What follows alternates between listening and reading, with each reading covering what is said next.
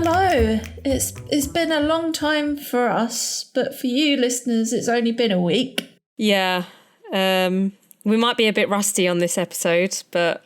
Yeah, it has taken us 3 months to get back into recording. Yeah, we do apologise. Yeah, summer got in the way, who knew? Summer and life, and yeah, life.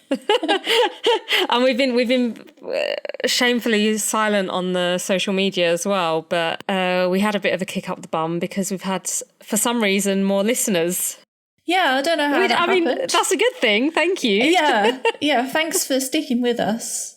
Or thanks for coming across us and giving us a go. So yeah, we're going to try and get back into it now. And some things are going to change. Yeah, the Patreon episodes, I guess we can say they're no longer Patreon episodes. They're just going to be... Yeah, they're just going to turn up on Spotify. Yeah. So if you are new, it's been a while, we do try and do monthly episodes on current news and stuff, don't we? Well, current and interesting news. Yeah. And crime stories. Mostly stuff that people might not have heard about during the month. Yeah. Or if there's something major, then... Exactly, yeah, like kind of give our 2 cents on the current topics. So yeah, that's going to come over to Spotify for everyone. And yeah, we'll just keep doing these deep dive cases like today's one as and when we can do. Yeah. So, today's episode, should we get into it? Yeah. We should say that my name is Emma. Oh, yeah, that's a good try. Sorry, rusty. And I'm Nazia.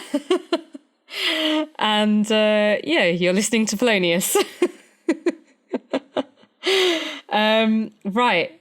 So, part 1 of this episode, which hopefully you would have recently listened to anyway, discussed Rose Dugdale's early life and how she got into supporting the IRA cause in Ireland and Northern Ireland, the crimes she took part in, and who she collaborated with.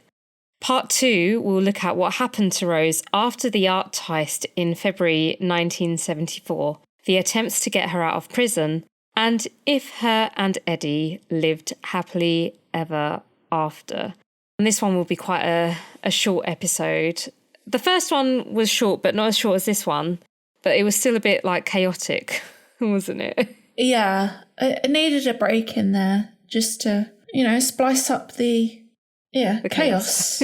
Yeah. So this episode will have discussions around violence, terrorism and theft. And much of the research came from various sources, including a book by Anthony M. Amor, which was The Woman Who Stole Vermeer. And then The Heiress Vigilante Bomber, The Extraordinary Life of Rose Dugdale by Sean O'Driscoll, and a TV programme. Yeah, it's a serial documentary. Yeah, called The Heiress and the Heist, which aired on RTE1 Ireland in 2003. 2023. Oh my God, I always do that. Sorry. We're always tired. I'm very tired. I say do that every single time. It's a 20 something. Yeah, I skip out the 20. I'm trying to pretend that I'm still young, and we're still 20 years in the past. We're not. It aired in 2023, not 2003. I'm sorry. It's all right. Anyway, let's get on. So, a nationwide search was underway for Rose Dugdale and her accomplices after this robbery in February 1974. And every house in Ireland that was rented in April 74 was searched, and 300 officers were working on the case. Police received a call to say that a couple of strangers had been spotted at a farmhouse, including a woman with a French accent. The police went to the farmhouse, where they spoke to the owner, and he confirmed that he had rented his cottage out to a couple including a woman from London, but that she wasn't English. The police then drove to the cottage, knocked on the door, and a woman answered who had a French accent. She said that she and her partner were on holiday. The police had the wanted posters with them and realised the woman who answered the door looked exactly like the woman on the posters. Rose wouldn't let the officers in, but the police knew her accomplices were inside and that they were armed. The police then drove away and organised a search party. In the meantime, Eddie Gallagher told Rose to put some of her paintings in the back of a car and drive them to the local pier where he would meet her with a boat. She drove past the police who were surveying the cottage. They called for support from a public phone box. The car was spotted by 5 different people on its way to the pier. They recognised the car and knew it wasn't the owner driving it, so they notified the police. Rose made it to Baltimore Harbour. As this was going on, the police went back to the cottage and got the owner's permission to enter the property. The police found Alf's diary that Dugdale and Gallagher used to write the ransom note. There was also a hand grenade on one of the tables, and some of the large paintings were in one of the bedrooms. Rose waited for Eddie to arrive by boat at the harbour, but he didn't show up, so she got back in the car and went back to the cottage with the €100 million paintings. The police were there when she arrived. She refused that she was Rose Dugdale and that she was an IRA soldier, and wouldn't give them her name, but the police knew who she really was. The police found the paintings in the back of the Morris Minor. Rosie's accomplices, including Eddie, had all fled and didn't come forward to the police. Rose ended up in criminal court with charges of theft of the paintings and the hijacking of the helicopter. Her trial was held on the 24th of June 1974, and when she was asked how she would plead, she said, proudly and incorruptibly guilty. She was sentenced to 9 years in prison. So at the time of the robbery and Rose's arrest, TV and radio stations in Ireland were banned from broadcasting quotes from IRA members and Sinn Féin, but court reporting was exempt. So Rose used this to get publicity for the IRA around the world, even though they didn't want to be represented as violent and criminals. She said at her court appearance, there are still 4 hunger strikers in prison in England. The British still are in occupation of a small part of Ireland, but not for very long. Now you've got to remember that Rose isn't Irish herself. She was born in England and was raised in England. And the IRA really didn't want her to be representing them either, did they? No, they didn't want both her and Eddie to be representing them. They didn't want attention from them. No. Yeah. So as you can imagine, the media loved this case. You know, she was a debutante from Chelsea and now she's involved with the IRA. And so the public were also interested. And it led to a lot of people writing to the Dugdale family, offering advice and support, including a man from Malaysia who wrote in a letter, "Your daughter needs something more than parental love and money. Perhaps I am not presumptuous if I suggest that you permit me to marry your daughter, because she requires a poor, handsome, loving, strong, diligent and intelligent husband. Besides, I do not smoke, drink, gamble or womanize. Though I am a virgin and very much younger than her, I shall make the sacrifice if you think I can save her from her present tragic life." How do they know it was from Malaysia? I guess there was a return address. Yeah, I'm guessing the postage stamps probably gave it away. I mean, is this like a case of the Tinder swindler of that time? Yeah, this is the love bombing. The love bombing has already started. Yeah, that is so bizarre. I don't know what to say to that. That's quite funny, but it's just so random. It makes me wonder what other letters they received. Yeah. Did they receive other proposals of marriage for their daughter? It's just so backwards, but it was the 1970s, so Yeah, and I guess anyone who was asking for her hand in marriage via her parents, they probably thought that they're desperate to rein her in and stop her, tarnishing the family reputation. So let me have access to your family wealth and I'll make a decent woman of your daughter. Yeah, but this man could have been anyone. Could have been like exactly. I don't believe I might be wrong, but I don't believe he was from Malaysia. I'm sure he was from somewhere else. And might have been Charles Sabraj, you never know. Yeah. Yeah. And it's just a bit cringe, isn't it? It's very cringe. Well, I'm glad they didn't take him up on his offer. Not that we know of. No, not that we know of. He might have been writing to loads of other women parents. Yeah. As well. Yeah, he could have been like a celebrity stalker. Yeah, possibly. Who knows? Rose was taken by helicopter to Limerick Jail, where she was the only female prisoner. The prison had high security and Rose was placed in solitary confinement. In November 1974, she was put on trial for the helicopter bombings in Strabane. She was sentenced to 9 years, but the judge ordered that these be served at the same time as the Rusborough sentence. In December 1974, the police wardens got a shock. Rose was pregnant and she went into labour. The government had to have a meeting about whether to allow Rose to give birth outside of prison, but the majority voted for her to stay inside. She gave birth to her and Eddie's son, Rory, who was the first child to be born in an Irish prison. The child grew up with friends in Ireland. Before Rose had her baby, Eddie was looking for ways to get her out of prison. He discovered that there was a tunnel in the prison used in the 1940s as a way for IRA prisoners to escape. Eddie told the Limerick IRA, and someone later discussed the plans at a bar, and then someone dobbed him in, and so the tunnel was filled in straight away. One of the prison guards knew about this tunnel as his uncle had used it to escape in the 1940s. Just after the birth of Rose's baby, a hacksaw was smuggled in via another prisoner in the hopes that she would be able to cut the bars on her cell or somewhere else in prison. A previous inmate succeeded in escaping via this means by covering themselves with butter to slip through the gap and use bedding sheets as a rope. Rose's cell was inspected, however, and the hacksaw was discovered. Does that remind you of anyone? Yeah, it does. I was thinking of him. To be fair, he would have swallowed a spoon. Yeah. Or he would have severed a limb with the hacksaw just to go to hospital. Yeah, we were talking about Charles Sabraj, the serpent. Go back and listen to those episodes if you like, if you haven't already. So at this point, Eddie was still on the run and was still planning something dramatic to get Rose released from Limerick prison. In 1975, he kidnapped Dr. T.D. Herrimer, a wealthy Dutch industrialist.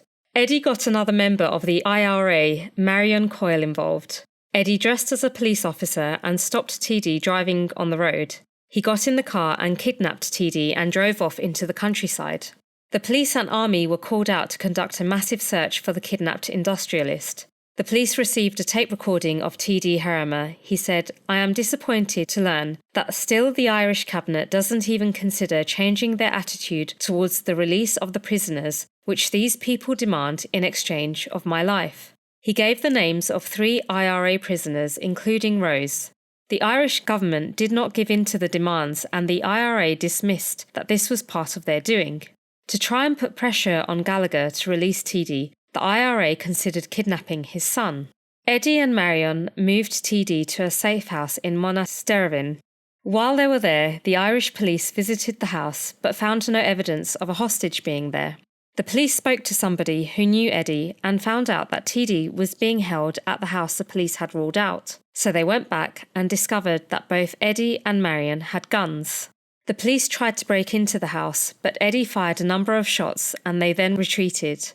This became known as the Siege of Monasterevin. Eddie and Marion held TD in the upstairs bedroom while the police occupied the downstairs of the house. The police hoped they would surrender and return TD, but the siege carried on for a number of days. The army was called in and special surveillance was set up so that they could hear what was going on inside the house. This siege posed a real threat to foreign investment for Ireland, as TD was the second foreign businessman to be kidnapped in the country. In 1973, German industrialist Thomas Niedermayer was kidnapped and killed by the IRA. On day 12 of the siege, a detective spotted an open window and went to investigate. Eddie Gallagher saw the detective, fired his gun and shot the detective, injuring his hand. All the while, the press were gathering outside. Some of the media had mobile homes and set up a media village just outside the house where TD was being held hostage.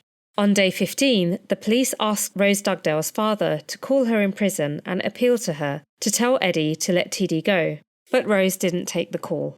TD was a very resilient man. He served in the Dutch resistance against the Nazis during World War II and even spent time in a Polish camp, so he was used to threats and incarceration. He was able to reason with a panicking Eddie who was threatening to kill him at one stage. Eddie then decided that he wouldn't kill TD, but he needed to get out of the mess he was in. Eddie tried to negotiate with the police. He demanded that he and Marion Coyle fly TD to Holland and leave him there. Sorry, it's just funny. And then they would both fly to another country in the Far East where there were no extradition arrangements. That's just desperation. It is. It's funny what your mind thinks is going to happen when you're desperate. It's just when you're in a really shit situation and you just start clutching at grasping at straws. Yeah, exactly. Like just anything might help when it's like, no, you're fucked, mate. They were growing desperate in their situation. They were all cooped up in a box room. The toilet situation was horrendous and they were only getting limited food from the police. It's not great, is it? No, I think they showed pictures and video of the scene while this was going on, and I think they were talking to them through a window of the box room. But it was a tiny room with 3 of them in there, and you're staring at the same walls. There's no privacy. It's literally being stuck in one room of the Big Brother house. Yeah, and imagine the smells and everything going on. Completely overwhelming. It's not like you've got you can get a cleaner to come in and clean the toilet. And if it gets clogged, you're fucked, aren't you? Yeah, but I don't know if they were using an actual toilet, whether it's like a bucket situation. Oh yeah, that's true. If it wasn't an ensuite. Yeah. They could have just stuck their bums out the window. Yeah. Sorry, I'm being a bit imaginative here. But that's what climbers do. You know, when they climb cliff sides, like in Yosemite and whatever. Yosemite. And they just have... Yeah, that's Yosemite. it. Sorry, I don't know how to pronounce it. No, it's because on a video recently, someone pronounced it Yosemite. So I was like, maybe that's how it's pronounced. Anyway, but they stick their bums over the sides, don't they? And they poo off the edge. So maybe that's what they did. They had to do that out the window. Yeah. I mean, birds have to do it, don't they, when they're flying along? Exactly. But then maybe they couldn't do that because they were scared that someone might shoot them in the bum. Yeah. If it was Eddie or someone. Well, they wouldn't shoot Marion. That would be quite cruel to shoot a woman. I don't know. I mean... Yeah, I know. A bum's a bum, isn't it? Yeah, that's true. That's true. Are you serious? Cat drama. Yeah, she just knocked off something from the shelf. Anyway, moving on from toilets. On day 18, the siege ended with the release of T.D. Harimer. Marion Coyle then said that she was coming out and was told, what if she had her period? Sorry, unless she's postmenopausal. I just thought of something else. Give me a toilet situation and I'll think of all the worst situations. But as a woman, could you imagine being stuck in a box room with 2 men and you start your period and you've got no sanitary products? Isn't that what happened in the bank in Stockholm, though? They had to get period products delivered to them by the police. I'm sure that's what happened. I can't remember, but period poos are the worst. That's not going to help the situation. Sorry. I'll stop talking. I hope no one's eating while they're listening to this. I should have put this in the disclaimer. Toilet humour. Yeah. It's toilet discussion. It's a very valid discussion. Anyway. It's a vital part of life. Anyway, Marion Coyle then said that she was coming out and was told by the police to throw their guns out of the window first. They did as they were told, and they both came out of the house. Then they were arrested. Before releasing TD from the house, Eddie took a bullet from his revolver and gave it to TD and said that he could keep it as a memento. It's quite sweet. Yeah, but weird. I mean, is he really going to need a bullet to remind him of this whole experience? Surely you're not going to forget being cooped up in a small room with two IRA... Would he have been allowed to take that on the aeroplane? No. But he was living in Ireland. Oh, okay. I guess it's like a cool little souvenir. Yeah, here you go, you survived. Just yeah, remember. like I was held hostage. Here's a souvenir from the souvenir shop. Yeah. It's quite cute. It's silly, but it's very cute. It's like they've got this weird bond, so it's like, here's a little gift so you don't forget about me. For Valentine's Day, I'm going to give my partner a bullet so they remember this momentous occasion. Yeah, well, no, first you've got to hold them hostage for 14 days. From the 1st of February to the 14th of February, you've got to lock them in a room and stay with them. And then you give them a bullet that could have potentially killed them. Both Eddie and Marion were arrested, and Eddie claimed that he had made a deal with the police, where if they surrendered, they would get a shorter sentence. The police denied this deal. In March 1976, Marion Coyle was sentenced to 15 years, and Eddie Gallagher got a 20-year sentence. The siege was a disaster, and Rose Dugdale remained in prison. Later, the Irish government was asked if Rose and Eddie could be married in prison, and they were allowed to. They had a small ceremony in 1978 and their son, Rory, attended.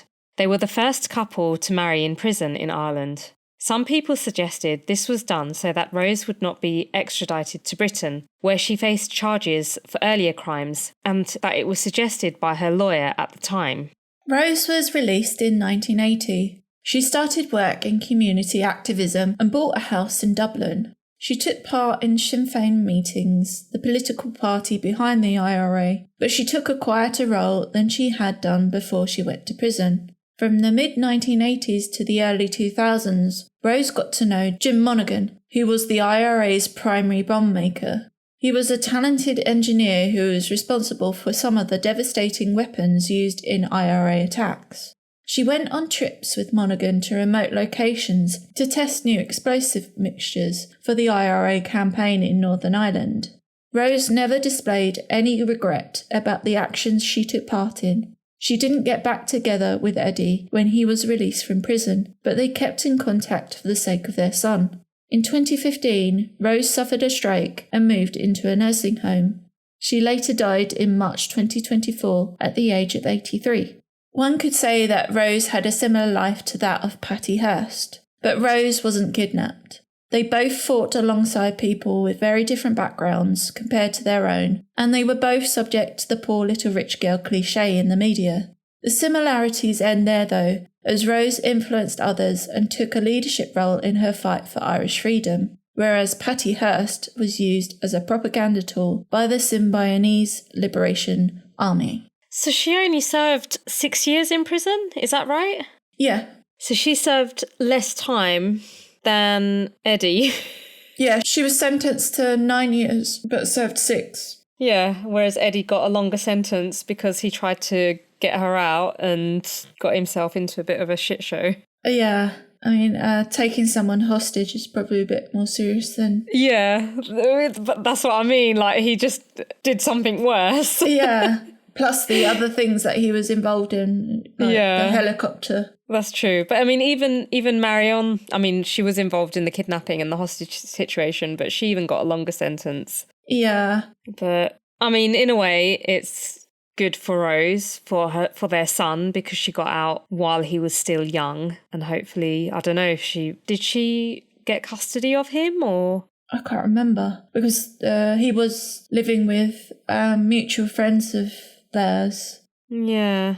So I don't think she lost custody of him. Okay, so obviously he would have gone into her care after she got out of prison, because that would have been quite sad for him. Yeah, I mean, what an experience to give birth inside prison. Yeah, and to be the first one. Yeah, to be the first woman in Irish prison history. Yeah.